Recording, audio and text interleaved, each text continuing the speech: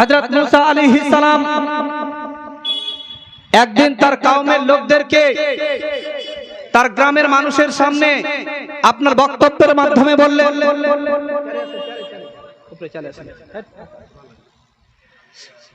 হযরত মুসা আলাইহিস সালাম একদিন তার কওমের লোকদেরকে বক্তব্যের মাধ্যমে বললেন যে আমার কওমের লোকেরা, বর্তমান সময়ে আমার চাইতে আমার এই এলাকাতে বড় বুজুর্গ জাননেওয়ালা আর কেউ নাই। এই কথাটা কিন্তু আল্লাহ তাআলার পছন্দ হলো না। হযরত মুসা আলাইহিস সালামকে সঙ্গে সঙ্গে জানিয়ে দেওয়া হলো যে আমার পয়গম্বর মুসা, তোমার এই এলাকাতে তোমার চাইতেও আমার এক বুজুর্গ বান্দা আছে, যার নাম হচ্ছে হযরত খিজির আলাইহিস সালাম। জোরে বলেন সুবহানাল্লাহ। হযরত মুসা আলাইহিস সালাম তখন আল্লাহ রাব্বুল আলামিনের কাছে ফরিয়াদ করতে লাগলেন,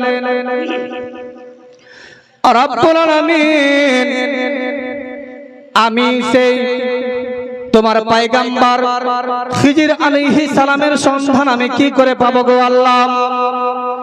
আমার আল্লাহ পাক হযরতে মুসা আলাইহিস সালামকে জানিয়ে দিলেন, আরে আমার পয়গম্বর মুসা, তুমি যদি আমার পয়গম্বর খিজির আলাইহিস সালামের সন্ধান যদি পেতে যাও, তাহলে এই সোজা রাস্তা ধরে চলে যাও। যেতে যেতে দেখবে নদীর তীরে, নদীর একটা জায়গাতে, শুকনো জায়গাতে আমার পয়গম্বর হযরতে খিজির আলাইহিস সালাম আমার জিকির আজকার করবে, নামাজ পড়বে, সেটাই হবে আমার বান্দা খিজির আলাইহিস সালাম। জোরে বলেন সুবহানাল্লাহ। আমার বাবারা, হযরতে মুসা আলাইহিস সালাম তার একজন সঙ্গীকে নিয়ে রাস্তা ধরে আপনার যেতে লাগলেন।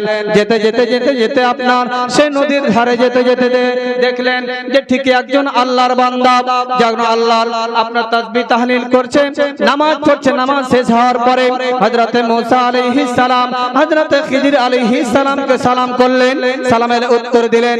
সালামের উত্তর দেওয়ার পরে বললেন, হযরতে মুসা আলাইহিস সালাম বললেন, ওগো আল্লাহর পয়গম্বর, আপনার নাম কি মুসা আলাইহিস, আপনার নাম কি খিজির আলাইহিস সালাম?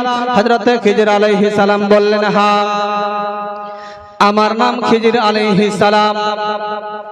তখন হযরতে মুসা আলাইহিস সালাম তখন খিজির আলাইহিস সালামকে বলতে লাগলেন, ওগো আল্লাহর পয়গম্বর হযরতে খিজির আলাইহিস সালাম, আমি আপনার কাছে কিছুদিন ধরে থাকতে চাই, আপনার কাছ থেকে কিছু শিক্ষা নিতে চাই। হযরতে খিজির আলাইহিস সালাম বলেছিল, ওগো আল্লাহর পয়গম্বর মুসা আলাইহিস সালাম, তুমি আমার কাছে থাকতে পারবে না, তুমি আমার কাজগুলোকে দেখে নিজেকে কন্ট্রোল করতে পারবে না, তুমি আমার কাজগুলোকে দেখে নিজেকে সহ্য করতে পারবে না, অতএব তুমি আমার কাছে থাকিও না।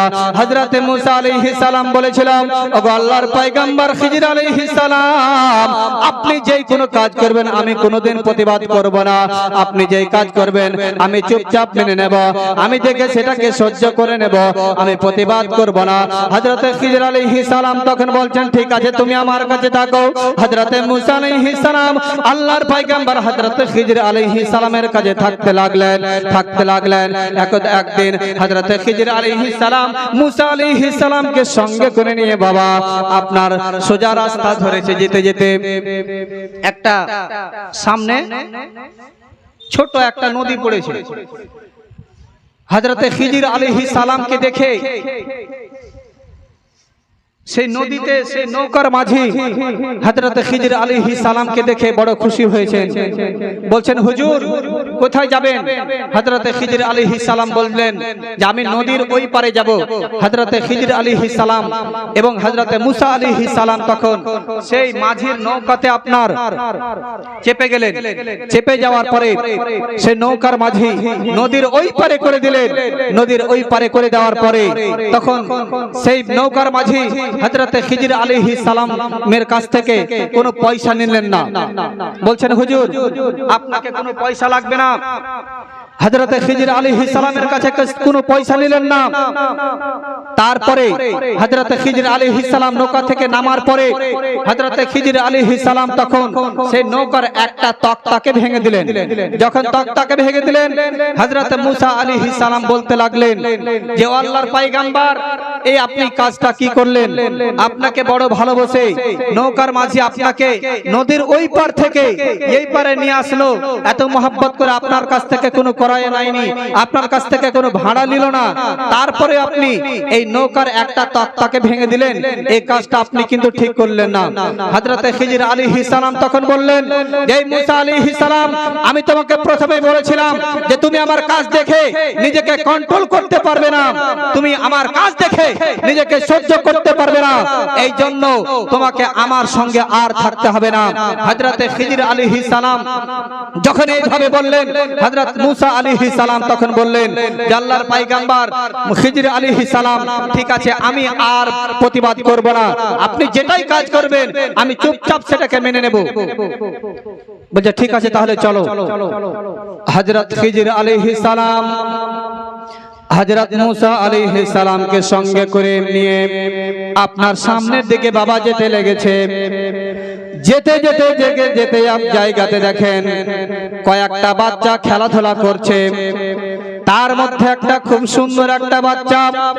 হযরতে খিজির আলাইহিস সালাম সেই বাচ্চাটাকে ধরে তার গলাটাকে ধরে মুচড়ে তাকে হত্যা করলেন, তাকে মেরে ফেলে দিলেন। হযরতে মুসা আলাইহিস সালাম তখন সঙ্গে সঙ্গে বলে ফেললেন, ওগো আল্লাহর পয়গম্বর খিজির আলাইহিস সালাম, এই কাজটা আপনি কি করলেন? একটা মাসুম বাচ্চা, যে ছেলেটার এখনো আপনার বোঝার ক্ষমতা হয়নি, যে ছেলেটার এখনো সম্পূর্ণ জ্ঞান হয়নি, এই ছেলেটাকে আপনি বিনা কারণে বিনা দোষে আপনি হত্যা কেন করে দিলেন? এই কাজটা তো আপনি ভালো করলেন না। এই ছেলেটা খেলাধুলা করছিল, আল্লাহর পয়গম্বর হযরতে খিজির আলাইহিস সালাম বলেছিল, ওগো আল্লাহর পয়গম্বর মুসা আলাইহিস সালাম, আমি তোমাকে আগেই বলেছিলাম তুমি আমার কাজ দেখে নিজেকে সহ্য করতে পারবে না। এবার হযরতে মুসা আলাইহিস সালামকে বললেন, ওগো মুসা আলাইহিস সালাম, তুমি তোমার রাস্তায় চলে যাও, আমি আমার রাস্তায় চলে যাই।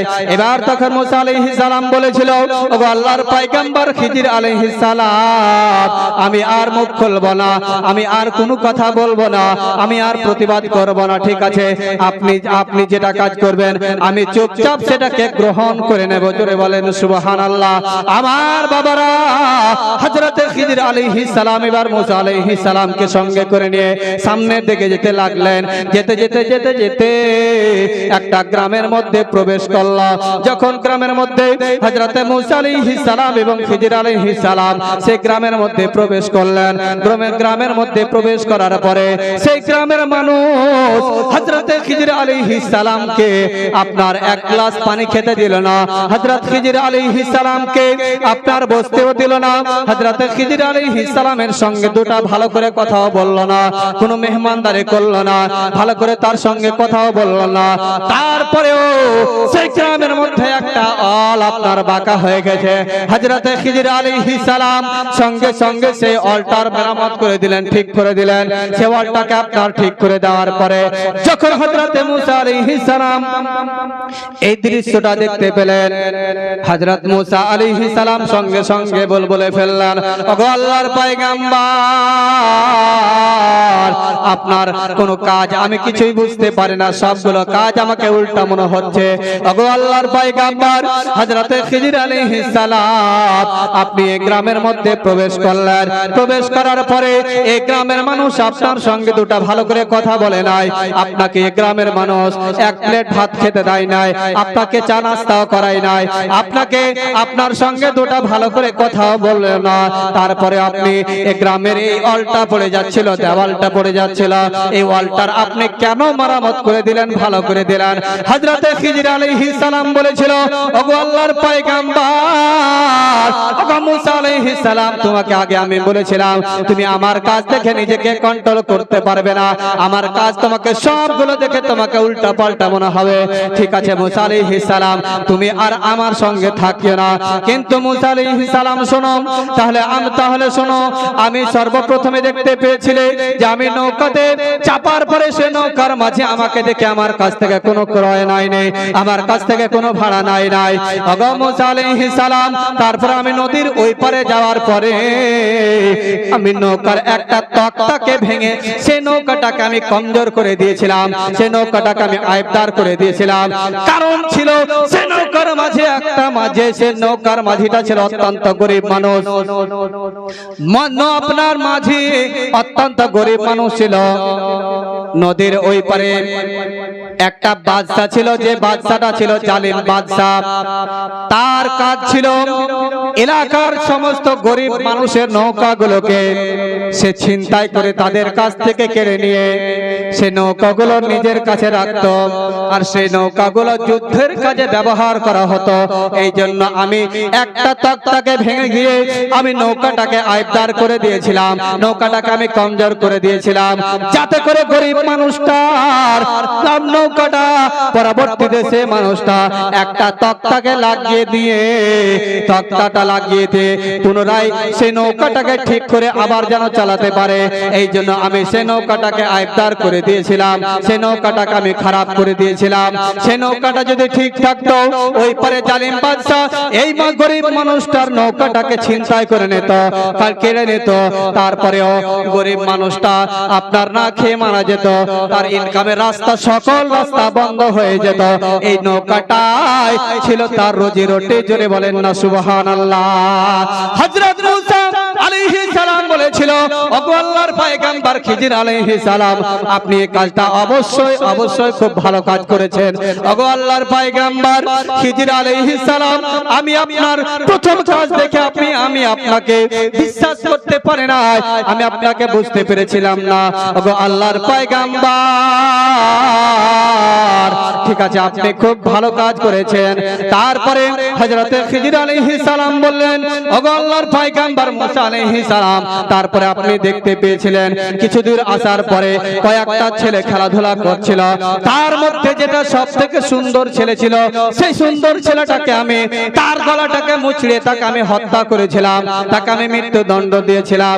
এটা আমি নিজে করি নাই, এটা আল্লাহ পাকের আদেশ হয়েছিল।